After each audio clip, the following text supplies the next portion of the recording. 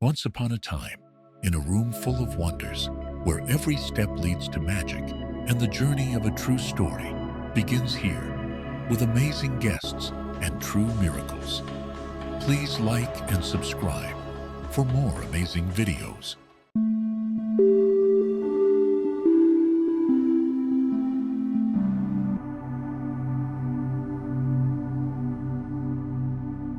I do have a story to tell. I've had a near-death experience, and coming back, I felt that I heard the words, bring people to me. So for over 50 years now, that's all my life has been about, is to do just that, bringing people to know God. My life started out not real well when I was in a home with a very abusive father. He was very abusive to my mother and to all of us. We weren't allowed to speak to him, to chew gum, to invite friends over.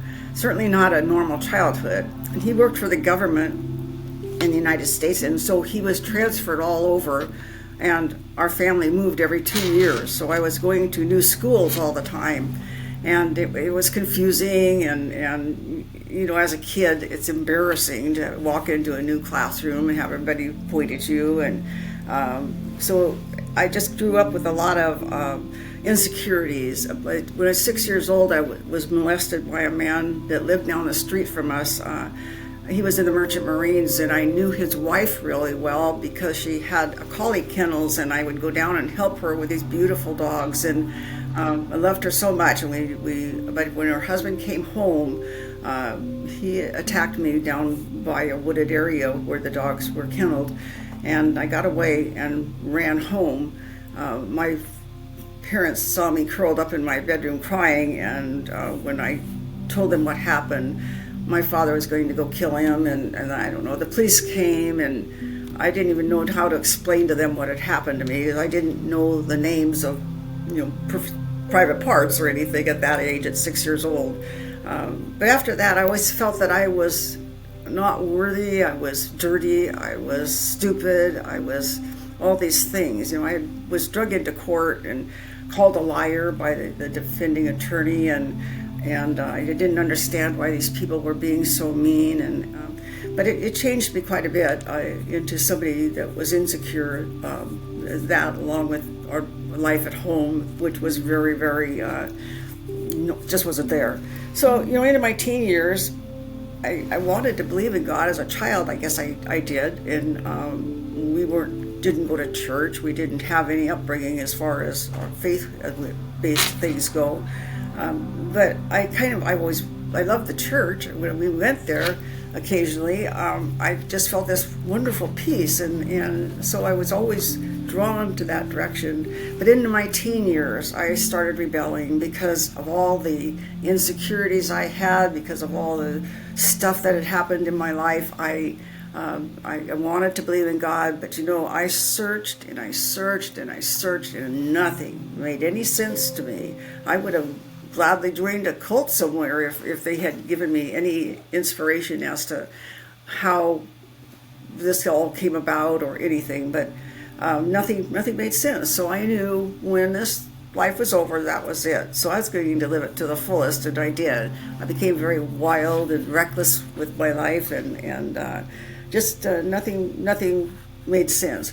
Well, I jumped from that lifestyle into a very, very bad, abusive marriage, and I was in a worse case of poverty and depression, and by the time I was 21 years old, I had two little baby boys and a nervous breakdown. So actually before that, I went out to the living room one night and looked up to this. We were in Kansas City, and I looked up to the sky, and it was so beautiful. And I thought to myself, you know, there must be something out there. And God, if you really exist, if you would just give me 1 year of knowing what it's like to love somebody, to have them love me, just 1 year of happiness, then take my life, do anything you want to me. I just want 1 year of this whole thing. So I walked away from the window that night because I knew God did not exist. Nothing had ever shown me that. So soon after that, I threw my two little boys in the back of an old beat-up car, and we left Kansas City to Seattle, Washington, which was about 2,000-mile drive, and I don't know how we made it there, but we did. And I got into government housing and got a job and found a nice little grandma lady to watch my sons. And we moved into this government housing, which was old World War II housing, really old and filled with cockroaches and terrible. But we got rid of the bugs and slept in the car the first night and got rid of the bugs. And we slept on the floor in sleeping bags because we couldn't afford furniture. But I got a job, like I say, and got the sweet little grandma to take care of the boys, and slowly but surely put my life together. Well, I found out after leaving Kansas City that I was pregnant again. So here we had left, had housing, I had a job, I was free, and I'm pregnant. And what am I going to do? And I thought, I can't have this child. I can't support my sons. I had no idea what to do other than get an abortion, which I did in an old barn with a man I didn't know if he was a doctor or not, no anesthetic, nothing, screaming my head off in the pain and the horror of it all.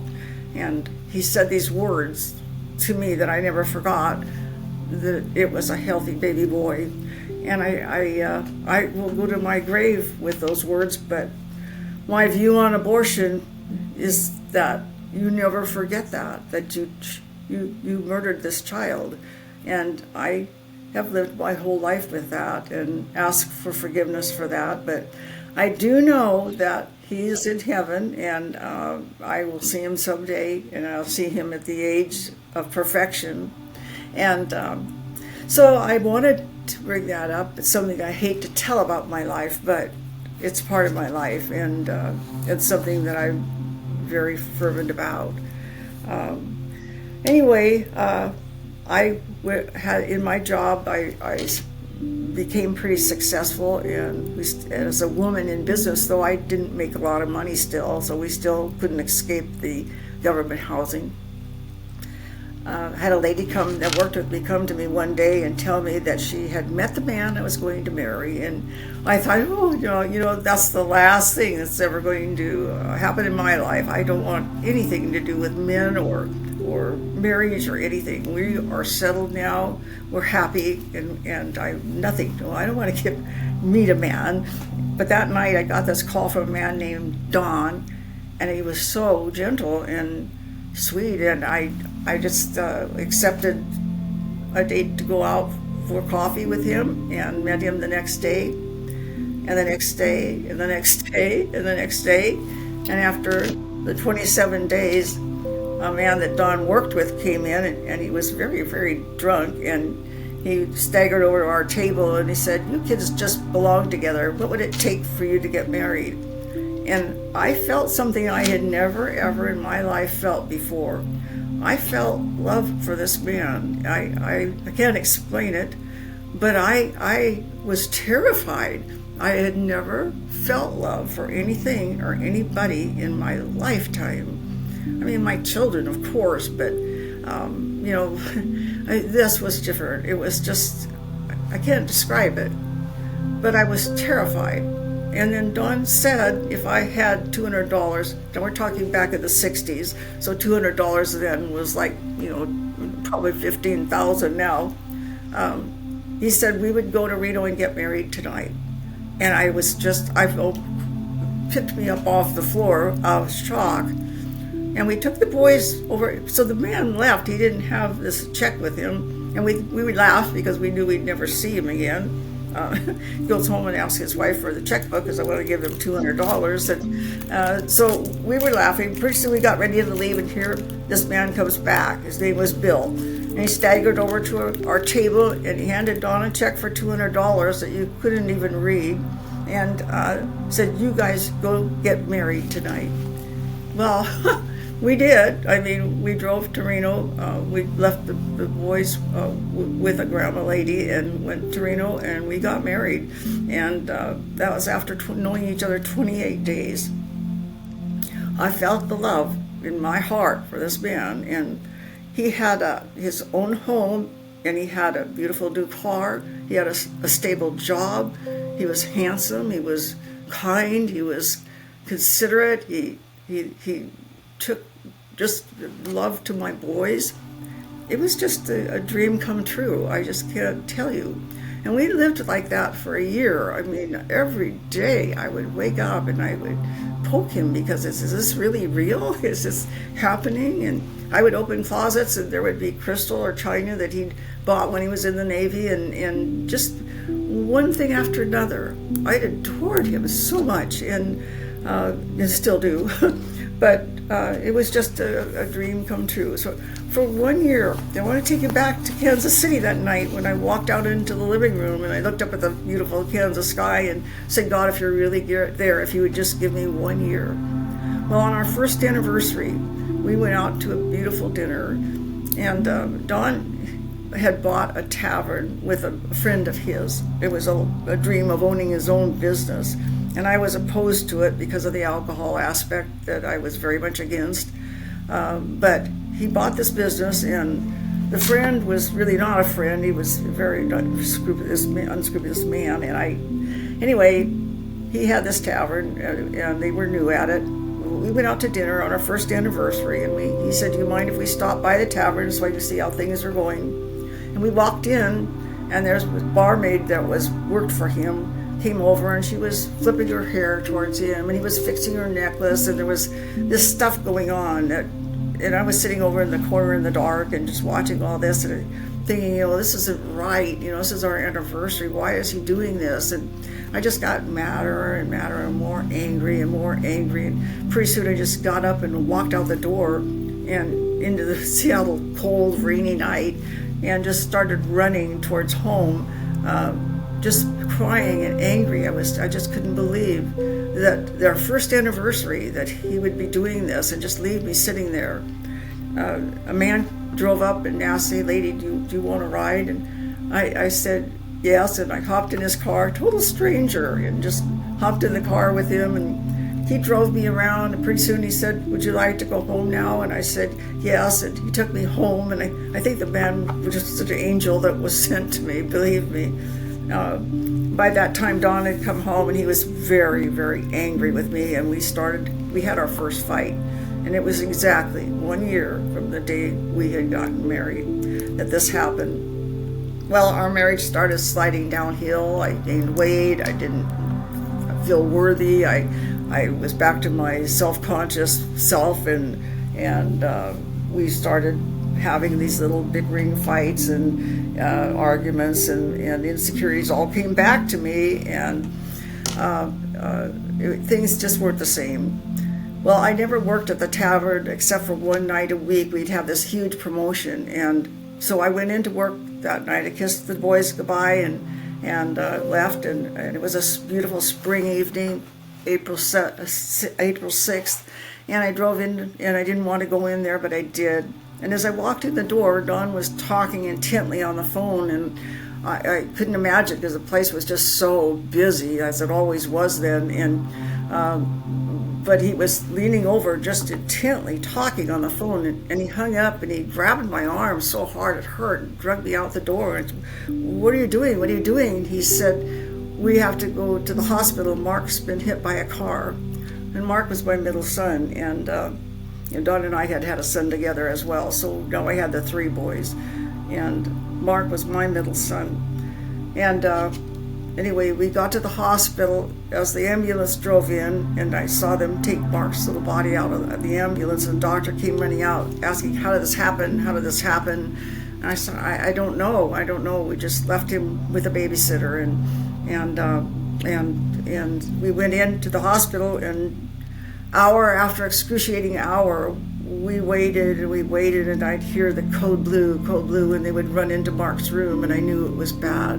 And they came out and asked me if I would call a priest, and I said, I'm not going to call a priest. I don't want a priest in there. I want you to save my son. I don't want a priest in there bothering the doctors. Just save my son. And pretty soon the priest came, and I tried to stop him from going in.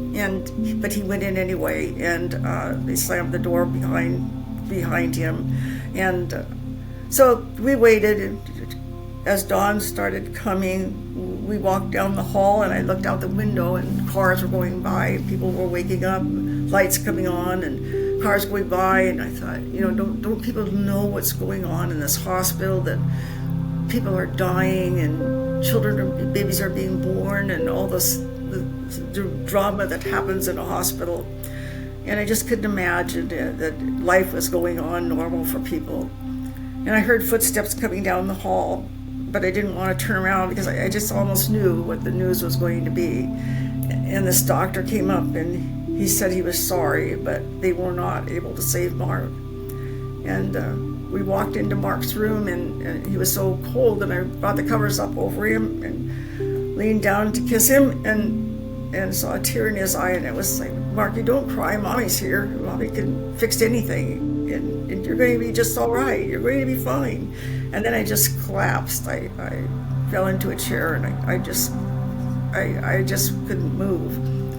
And Dawn helped me up, and we walked down the hall into the car, and I just couldn't imagine going home, seeing Mark's things. I couldn't imagine living anymore. I just couldn't. It was horrible, horrible, horrible pain. And but we did go home, and that's where I remained for day after excruciating day in total shock. Staring out the window, I couldn't see people. I couldn't smile. I mean, I couldn't talk to anybody. I just couldn't. And so Don put up with it for a few weeks, and pretty soon he said, "Kat, you have to get out. You get out, and you can't just sit in here forever." And I've made some plans for us to go out Friday night, and I want you to go. And I said, no, I can't leave. I can't see people. And he insisted. So by that Friday came, and we started out the door. We were bickering back and forth with one another, and I was telling him, no, I just can't do this. I can't do it. And we got in the car, and I kept the fighting just escalated, just a little louder and a little louder, and pretty soon it just escalated into screaming. And Dawn said, "Kat, you have to move on." I said, "Move on? I'll never move on." And I was just flailing away at him. I came over at him and just wanted to shut him up, and I was flailing away, and I hitting at him. And he came back with his arm and pushed me like that over the side. Well, he hit me over the other side of the car. And I saw stars, and I felt weird. But I just slumped down the seat, and I said, "Just take me home," which he did. And he went into the bathroom with splashing cold water in his face. And I grabbed the car keys and did what I always did when I got backed into a corner. I ran. And I started driving the car, and Dawn came to the door screaming at me, and I drove off as fast as I could. And I got onto the freeway, and it was pouring down rain, and I felt this horrible, horrible pain inside of me. Physically, I was just, something terribly was wrong. And I pulled the car over and got out, and cars were going by honking at me, and rain splashing all over me. It was soaking wet, and I thought, I have to get back home. So I got back in the car, and I don't know how I made it back home, but I did. And as I was kind of half walking or crawling up the driveway, because the pain was so excruciating, Don came to the door, and he was furious with me, absolutely furious.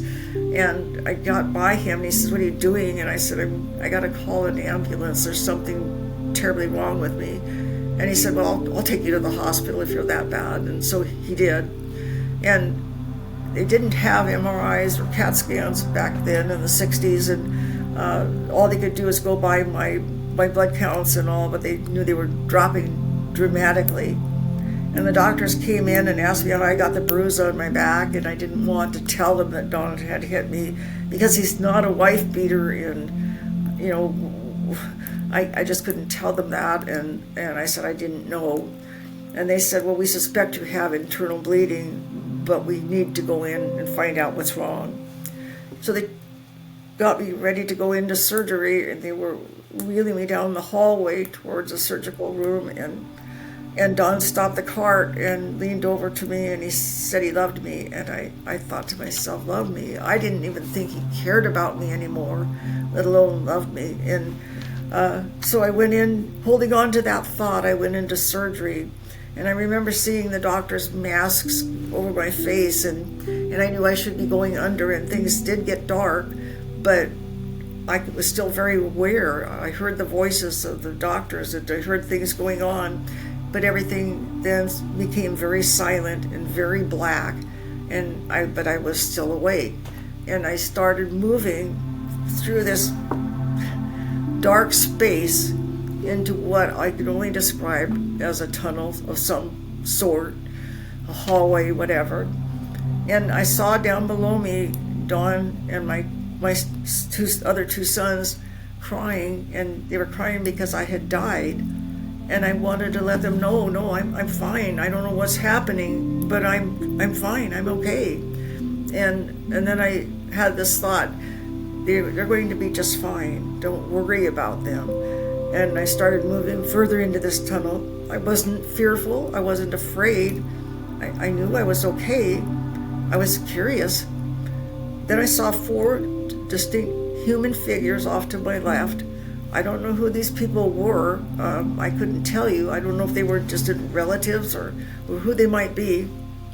But they looked very concerned for me, like something was drastically wrong, and it frightened me a little.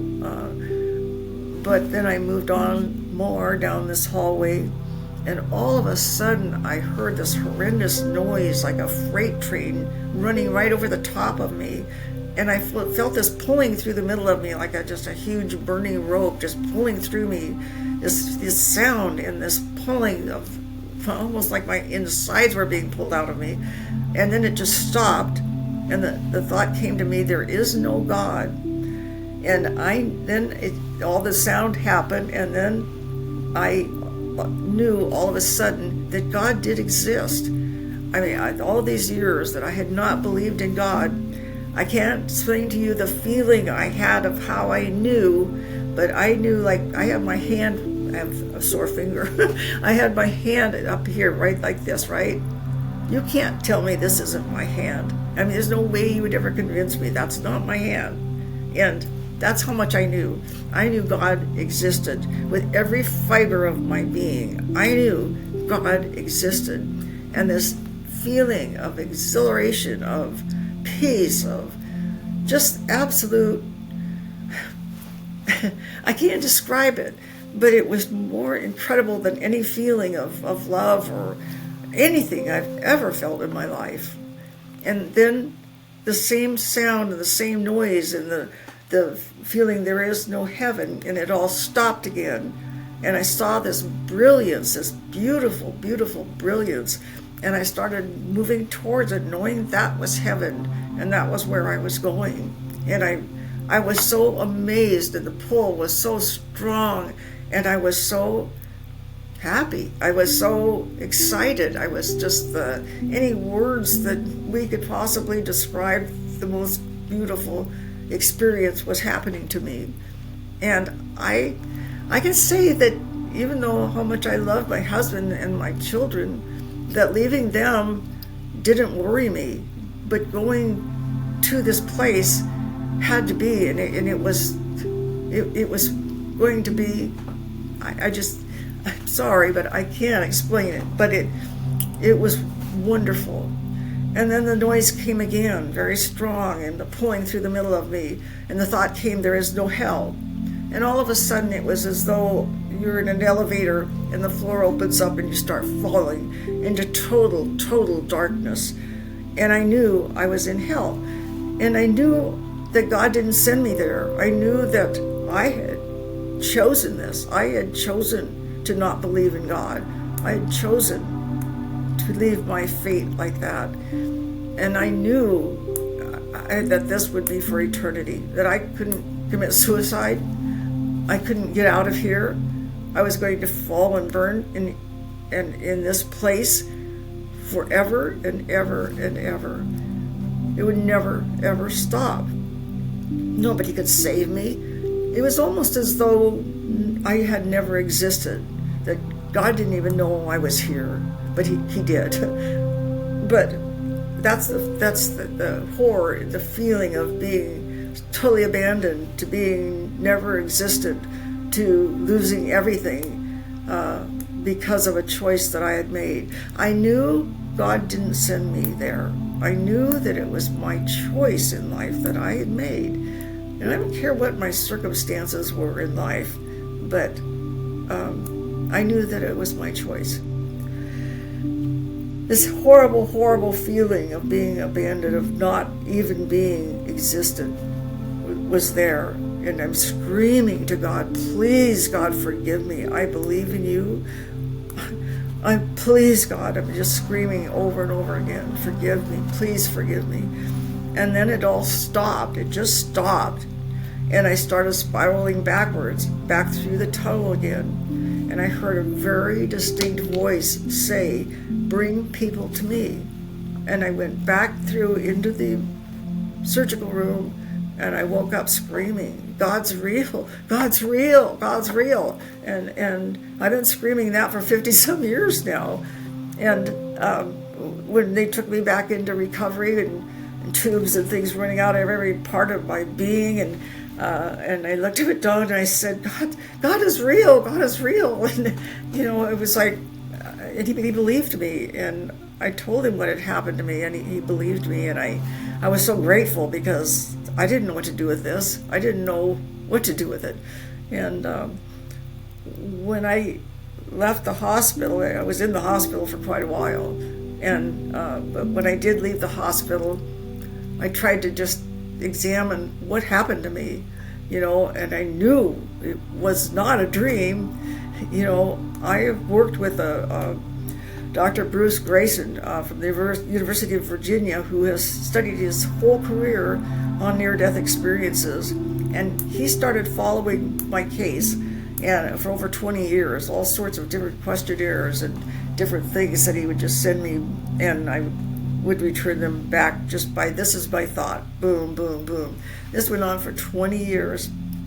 I'm in his book called After, where he's got a lot of scientific fact about near-death experiences and how he can prove they're not dreams, they're not hallucinations. I mean, hallucinations are flashes of things. They're not a steady, thing one after another, organized thing. And so it wasn't oxygen deprivation. I mean, he explains all of that.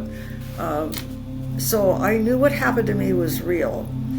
And back then, near-death experiences had never been talked about or heard about. I guess they happened, they've happened for many thousands of years, but this never really documented and never really followed, and never been able, with scientific evidence, to prove that they're real. So now I know that it's real, and I know that I have scientific facts behind me, and my job became much easier then. And it's been, like I say, to bring people to the Lord. And it's the very reason that there's no way that I should still be alive. I've had 32 major surgeries in my life, and I had one that tore my leg off in a water ski accident, and I should have died then. I had blood clots going into my lungs and my heart. And so, I mean, one thing after another, 32 terrible surgeries, plus this near-death experience, and I'm still clicking along, and I know that's because of God, and I know that during the dying process, for those of you who think, well, my mom didn't know God when she died, or I had a son, he didn't know God when he died, he was an alcoholic and a drug user, and he overdosed and he died. You don't know what happened to him during that dying process. And I know that I'm not special, so I really believe that everybody goes through this process in the time of dying, where the same thing happens to, well, hopefully never they go to hell, but hopefully that it's that you are a believer and that you do go straight to heaven and that bottom doesn't fall out for you. But it's important for you to know that God is real. He is real, and there's so many many proofs for that, so many people that can testify to that, and still we doubt. But I'm a Christian, and I follow that and believe in it because I feel there's too many facts that point to Jesus Christ. I mean, he was either the biggest liar and the biggest fraud that God ever created, or he was who he said he was. And I choose to believe that he was who he said he was, that for many people, he's their salvation. And certainly I pray to Jesus, and I believe in him. But whatever it is in your life, God is real, and your loved ones will go through a process that gives them the opportunity to make a choice. And so people would say to me, well, who would make a choice to go to hell? Well, 1/3 of the angels in heaven and Lucifer, they chose it, and there are people on this earth who are truly evil people. And it doesn't take a whole lot to find them. I mean, they're out there. And they will choose then to go with their kind to be in hell. And hell, I don't know what part of hell I was in. It was bad enough. I don't ever want to go anywhere near there again.